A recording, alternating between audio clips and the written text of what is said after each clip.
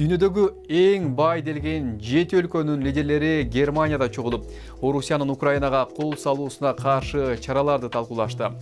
Украинанын президенти Владимир Зеленский алдыңкы 7 өлкөнүн саммитине видео байланыш аркылуу катышып, Украинага көбүрөөк курал зарыл экенин жана кышка чейин согушту бүтүрүү керектигин айтты. Эми биз сиздерге ошол алдыңкы жетилик деген эмне, ал кандай кызмат аткарары тууралуу кыскача түшүндүрүп берели. Алдыңкы жетилик же 7 өлкөдөн турган топ деп коюшат. Ал глобалдык соода жүгүртүүдө жана эл аралык финансылык түзүмүндө басымдуулук кылган дүйнөдөгү алдыңкы 7 өлкө кирген уюм. Ага Канада, Франция, Германия, Италия, Жапония, Британия жана Кошмо Штаттары кирет. Жыл ичинде ошол 7 өлкөнүн министрлери жана расмийлери жыйынга чогулуп, келишимдерди түзүп, дүйнөлүк окуяларга байланыштуу биргелешкен билдирүүлөрдү жасап турушат. Быйыл алдыңкы жетилик каерде чогулду?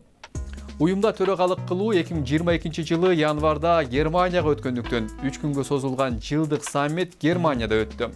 Ага евро биримдик мүчөбү? Евро биримдик алдыңкы жетиликке мүчө болгон эмес.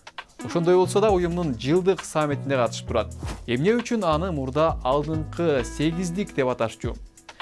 Ага 1998 жылы Орусия кошулгандыктан алдыңкы 8 өлкө кирген уюм болчу.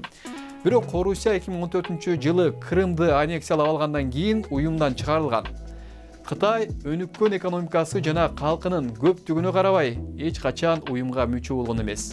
Чоң жетилик Украина боюнча кандай иштерди алып барууда?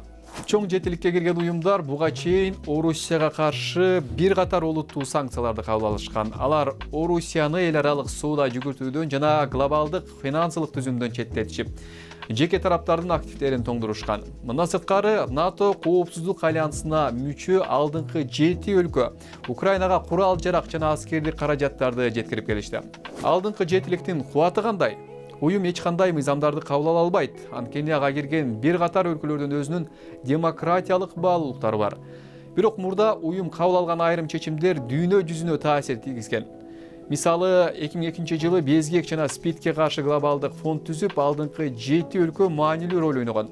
Мындан сырткары уюм өнүгүп келе жаткан өлкөлөргө жана климаттын өзгөрүшүнө каржылык жардам көрсөтүп келет.